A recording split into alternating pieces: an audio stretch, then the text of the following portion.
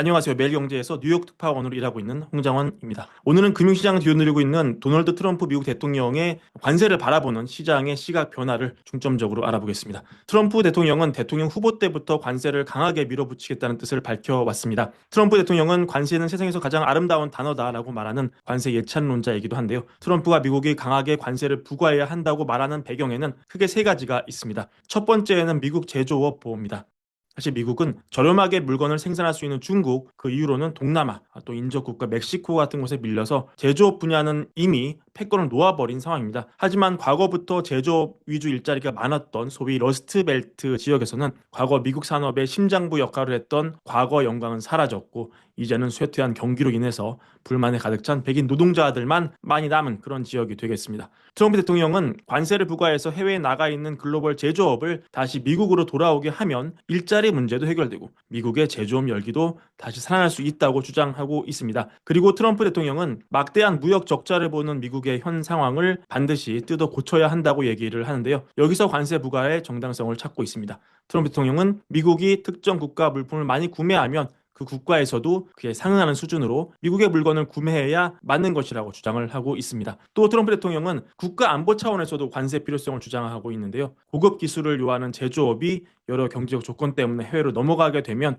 기술 유출의 위험성이 있다는 그런 주장입니다. 하지만 무엇보다 트럼프는 관세를 외교 협상의 도구로 활용하고 있습니다. 인접국인 멕시코 상대로는 불법 이민과 펜타닐 문제를 해결하지 않으면 관세를 매기겠다고 공언한 바 있었고요. 콜롬비아가 불법 이민자를 돌려보내는 것을 반대하니까 고율의 관세를 때리겠다고 협박을 해서 콜롬비아의 항복 선언을 또한 받아낸 바 있습니다. 한마디로 트럼프의 정책을 관통하는 하나의 키워드를 꼽자면 결국 여러분 잘 아시는 미국을 더 위대하게라는 뜻의 마가가 될 수 있는데 관세는 이 마가를 달성하기 위해 주변국을 움직이게 할 수 있는 중요한 무기가 되는 것입니다. 하지만 관세는 경제학적인 관점에서 볼 때 장점만 있는 것은 아닙니다. 여러 가지 단점이 있습니다. 대표적으로 이 관세는 다른 나라에서 수입되는 상품에 세금이라는 명목으로 추가적인 비용을 부과하는 것이기 때문에 상품의 가격이 오르게 됩니다. 추가적인 가격 상승의 일부는 판매자가 유통하는 공급망 업자가 나눠서 부담을 하게 되지만 여튼 최종 소비자 가격은 올라갈 수밖에 없는 구조고 이거는 결국 물가가 올라갈 수 있다는 것을 의미합니다. 관세는 최종 소비재에만 부과되는 게 아닙니다. 하나의 제품을 만들기 위해서는 수많은 부품이 들어가기 때문입니다. 제품을 만들기 위해서 원자재도 들어가고요. 원자재나 중간 부품의 관세가 부과되게 되면 결국 이 역시 최종 소비재 가격이 올라가는 구조를 만들게 될 겁니다. 이로 인해 물가는 또한 상승 압박을 받게 됩니다. 또한 관세는 필연적으로 보복을 부릅니다.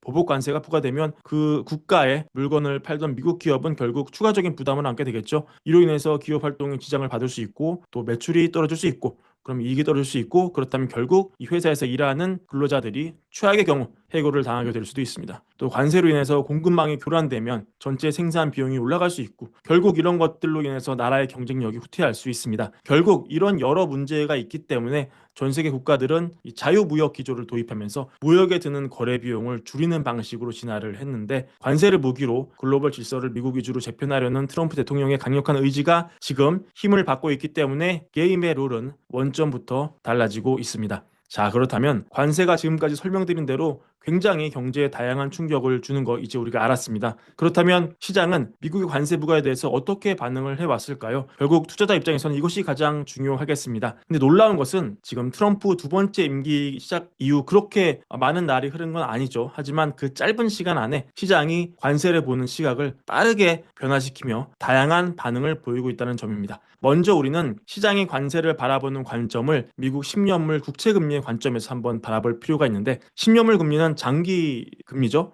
미국 연준은 기준금리를 내리거나 올리면서 이 단기 금리를 조정을 할 수 있습니다. 대표적으로 3개월물, 6개월물, 1년물, 2년물 이런 게 되겠죠. 이거는 연준의 기준금리에 굉장히 강하게 연동돼서 돌아가게 됩니다. 하지만 이 10년물 금리 같이 장기 금리는 연준의 기준금리로 완전히 조정할 수는 없습니다. 왜냐하면 10년물 금리는 그 나라의 성장성, 또 물가에 대한 우려, 공포, 또 국채 수급에 따라 금리가 굉장히 영향을 받기 때문이죠. 일반적으로 성장이 강하게 나온다면 시장이 판단해서 이 10년물 금리가 오르게 됩니다. 성장이 나오면 금리는 오르고요. 또 물가에 대한 공포가 커지면 커질수록 또 10년물 금리는 오르게 됩니다. 또 국채 발행이 많아져서 국채 가격이 떨어지면 10년물 금리는 또 오르게 됩니다. 여기서 우리가 주목할 점은 시장이 물가 우려를 많이 할 때 10년물 금리는 오르게 된다는 점입니다. 이 점을 먼저 기억하시면 좋겠습니다. 자, 먼저 트럼프 당선 이후에 시장은 트럼프 대통령의 관세 부과가 물가를 올리는 측면이라고 판단했습니다. 신념을 금리의 추이를 보시면은 트럼프가 당선된 지난해 11월 이후에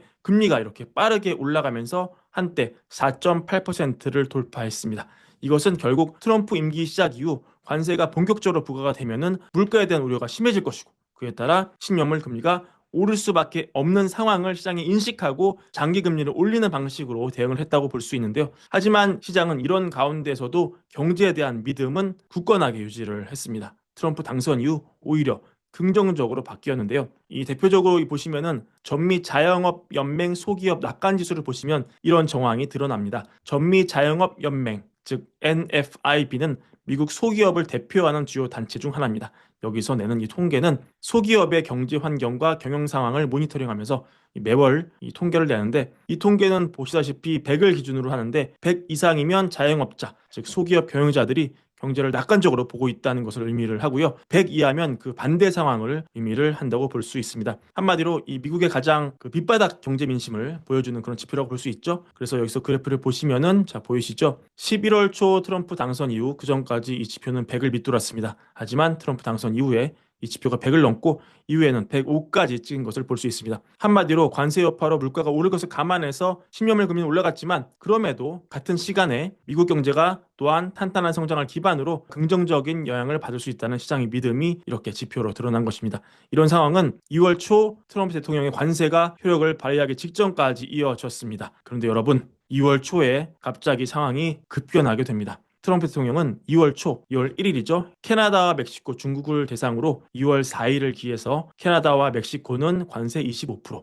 이 중에 캐나다 에너지만 10%, 또 중국은 관세 10%포인트를 추가하겠다고 행정명령에 서명을 합니다. 자, 이제 트럼프 관세는 더 이상 계획이 아닙니다. 이제 발효를 코앞에 둔 현실이 됐습니다. 이제 당장 불과 며칠만 있으면, 몇 밤만 자면 트럼프발 관세가 이제 계획을 넘어서 바로 매겨지는 상황에 놓였습니다. 그런데 여러분, 이때 놀라운 일이 일어납니다. 그동안 관세가 물가를 올릴 것을 걱정해서 계속 오르던 신념을 금리가 갑자기 방향을 바꿔 떨어지기 시작한 겁니다. 이건 어떤 의미일까요, 여러분?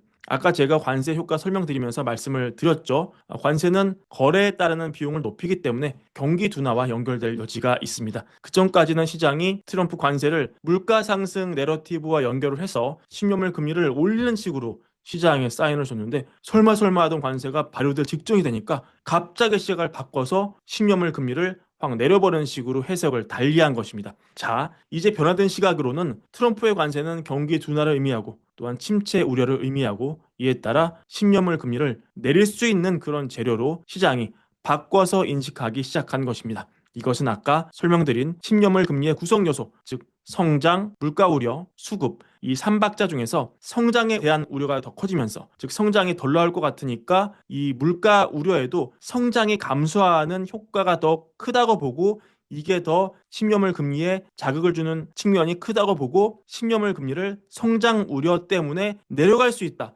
이렇게 새롭게 시장이 해석을 한 것이라 볼 수 있습니다. 그리고 이런 시각이 맞았던 것이 이 멕시코와 캐나다에 부과하기로 했던 관세는 2월 4일이 발효 날이었는데요.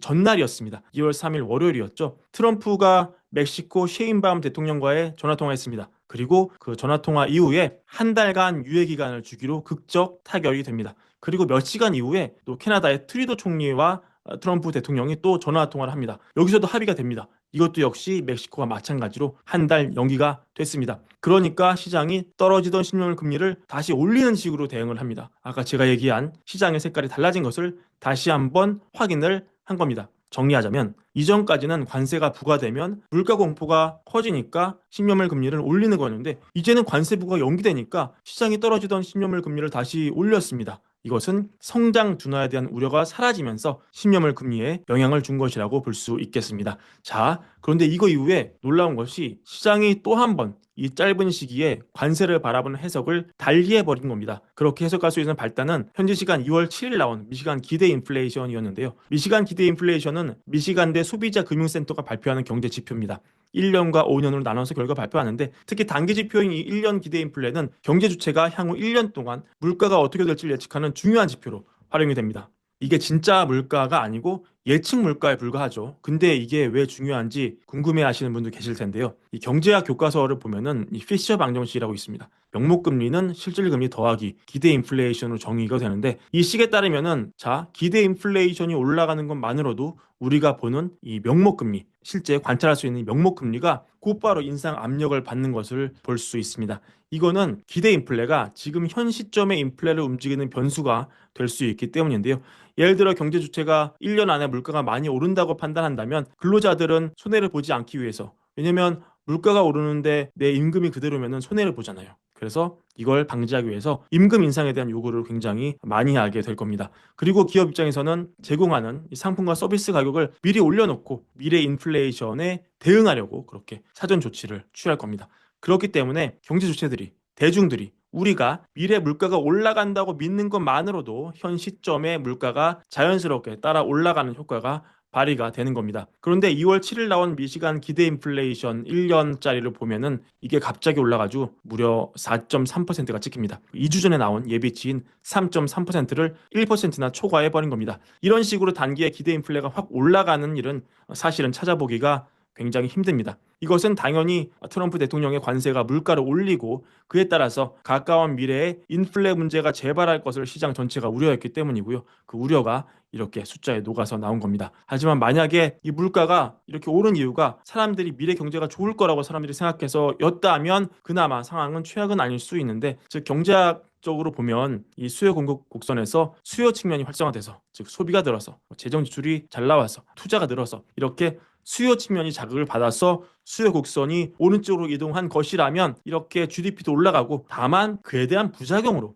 물가는 좀 상승 압박을 받는 그런 현상이 나올 수 있는데, 그런데 이날 같이 나온 미시간대 소비자 기대지수, 소비자 심리지수를 보니까 경제가 그런 방향으로 흘러가고 있지 않다는 점이 드러난 겁니다. 보시면 소비자 심리지수 전달 대비 하락하고 소비자 기대지수 역시 전달 대비 하락을 하면서 미국의 소비자들이 결국 단기간 안에 물가는 급격히 오르는데 경제는 나빠질 것을 우려하고 있다, 이런 사실이 결국 지표로 드러난 겁니다. 이 지표를 본 신용물 금리는 다시 재상승하면서 이제 경제는 관세가 부과되면 경제는 안 좋아지고 물가는 오르는, 즉 스태그플레이션을 걱정하고 있다는 사실이 또한 새롭게 드러났습니다. 다시 말해서 정리해 보겠습니다. 트럼프 관세를 바라보는 시장의 입장이 관세를 인플레는 유발한다 에서 관세는 경기 둔화를 유발한다 이렇게 계속 넘어갔다가 다시 방향을 바꿔서 관세는 스태그플레이션을 유발한다는 쪽으로 짧은 시간 해석을 여러 차례 바꾼 것입니다. 이에 대한 논거를 찾자면 이 시카고 연방은행 총재인 오스탄 굴스비 시카고 연은 총재 해석을 보면 우리가 좀 단서를 찾을 수 있는데, 굴스비 총재가 지난 5일 미국 디트로이트에서 열린 행사에 참석을 해서 이 관세가 공급망 충격을 가속화할 수 있다 이런 경고를 했는데, 특히 이 굴스비 총재가 자동차 시장 공급 체인을 예로 들어 설명을 합니다. 이런 내용이었습니다. 예를 들어서 여러분, 자동차 한 대가 만들어지기 위해서는 굉장히 다양한 부품이 들어가잖아요. 근데 거기 들어가는 부품이 여러 차례 국경을 넘으면서 계속 관세가 누적돼서 부과될 수 있다는 것이죠. 이렇게 된다면 제조업체들은 관세 부담을 최대한 공급업체에게 떠넘기기 위해서 애를 쓸 것이고, 최악의 경우 이 빡빡한 마진으로 근근히 먹고 사는 공급업체들은 채산성을 맞추지 못해서 도산할 수 있다, 망할 수 있다, 이렇게 굴스비 총재는 우려를 합니다. 결국 이런 식으로 공급망이 붕괴되면 지난 코로나 때 공급망 붕괴로 인해서 물가가 급등한 상황, 즉 또 한 번 수요 곡선상으로 분석을 해보자면 이 공급망 붕괴에 따라서 공급 곡선, 이게 왼쪽으로 이동하면 이 GDP를 내리면서 물가만 올리는, 이것이 바로 스태그플레이션일 텐데요. 이런 전형적인 스태그플레이션 상황을 만들 수 있다, 그런 우려입니다. 자, 그렇다면은 트럼프 행정부는 이런 우려에 대해서 어떤 생각을 가지고 있을까요? 트럼프 대통령은 최근 연설을 통해서 저물가를 통해 저금리 시대를 열어야 한다는 취지로 간접적으로 연준을 압박한 바 있습니다. 결국 트럼프가 원하는 것은 금리 인하입니다. 하지만 물가가 오르면 연준이 금리를 내릴 수 없을 겁니다. 그래서 최근에 이 스콧 베센트 재무장관은 인터뷰에서 이렇게 얘기를 하는데요. 나와 이 트럼프 대통령은 10년물 금리에 주목하고 있다, 이렇게 얘기합니다. 결국 10년물 금리, 아까 여러 차례 말씀드린 이 장기금리 지표 10년물 금리, 이 장기금리를 낮추는 방식으로 저금리 패러다임 열겠다, 이런 얘기인데요. 그러면 트럼프는 무슨 식으로 이 물가를 내리겠다는 걸까요? 관세가 부과되면 물가가 오를 수 있다고 시장이 우려를 하고 있는 상황에서요. 그래서 트럼프는 결국 에너지 비용 절감을 가장 1순위에 놓고 있습니다. 이날 벨센트 장관도 비슷한 취지로 말을 합니다. 트럼프 행정부가 강조하는 드릴 베이비 드릴, 이 전략은 결국 미국에 존재하는 굉장히 많은 무수한 에너지 자원을 10분 활용해서 예를 들어 석유를 비롯한 에너지 가격을 낮추고 이로 인해 발생되는 물가 인하 효과를 미국 경제의 마중물로 저물가 동력으로 10분 삼겠다는 그런 보관이 되겠습니다. 근데 이것도 문제가 있습니다. 왜냐면 시간이 걸려요. 이 전문가 분석에 따르면 이 미국 안에서 채굴량을 늘리는 데는 굉장히 물리적인 시간이 걸린다고 얘기를 합니다. 제가 JP 모건에서 에너지 분야 전략가로라는 이 나타샤 카네바의 분석을 가져왔는데, 분석에 따르면 적어도 내년까지는 이 미국 안에서 에너지 채굴량을 극적으로 늘리는 것은 사실상 불가능하다고 분석을 합니다. 그래서 트럼프 대통령은 결국 사우디아라비아를 비롯한 오펙 국가의 생산량을 늘려달라고 얘기하면서 저유가 시대를 만들 수밖에 없다, 이런 분석이 나오는데, 문제는 이 과거에 끈끈했던 사우디와 미국 관계가 예전 같지는 않습니다. 왜냐하면은 미국에서 석유가 팡팡 쏟아지면서 미국 입장에서 사우디는 과거만큼 그렇게 전략적으로 중요한 나라가 더 이상 되지 못합니다. 그에 따라서 이 사우디와 미국은 과거만큼 단단한 결속력을 유지하지는 못하고 있습니다. 게다가 사우디는 이 네옴시티, 여러분들 아시죠?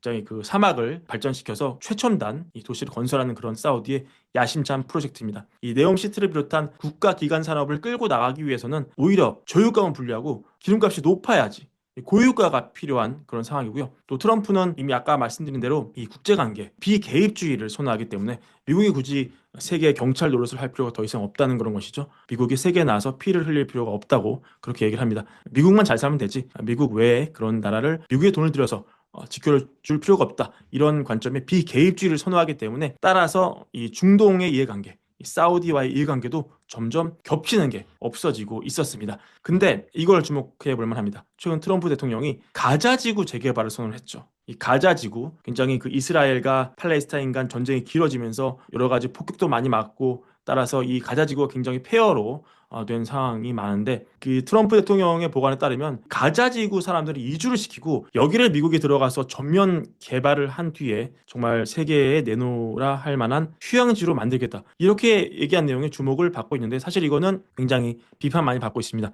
미국 안에서도 민주당 안에 굉장히 강경한 그런 비판받고 있고, 유럽 나라들도 이거는 말이 되지 않는 얘기다, 뭐 인종 청소를 하겠다는 것이냐, 이런 식으로 굉장히 비난받고 있는데, 여튼 그거는 차치하더라도 이거를 트럼프의 속내를 한꺼풀 뒤집어 생각을 해보자면 결국 이게 이렇게 해석될 여지가 있는 것이죠. 트럼프 대통령이 약해지던 중동 지역의 영향력을 다시 강화하기 위한 보관일 수 있다, 이런 식의 중동 신전략일 수 있다. 트럼프 입장에서 중동의 이해관계가 절실하고, 따라서 과거 비개입주의를 중동 지역에 한해서만은 다소 수정에 나선 것으로도 우리가 해석할 여지가 있겠습니다. 여기서 얻어낸 중동 지역의 어떤 영향력을 바탕으로 오펙을 끌어들여서 저유가 시대를 좀 더 유지하고 또 촉진하려는 것이죠. 결국 미국 내 물가를 낮추고, 또한 트럼프가 좋아하는 저금리 시대를 만들겠다, 그런 트럼프의 숨겨진 뜻이 될 여지가 있겠습니다. 자, 오늘은 트럼프의 관세 정책을 축으로 신면물 금리, 그리고 다양한 연관된 국제 정세를 함께 짚어보는 시간 가져봤습니다. 여러분 이 내용 참고하셔서 지금 돌아가는 상황을 굉장히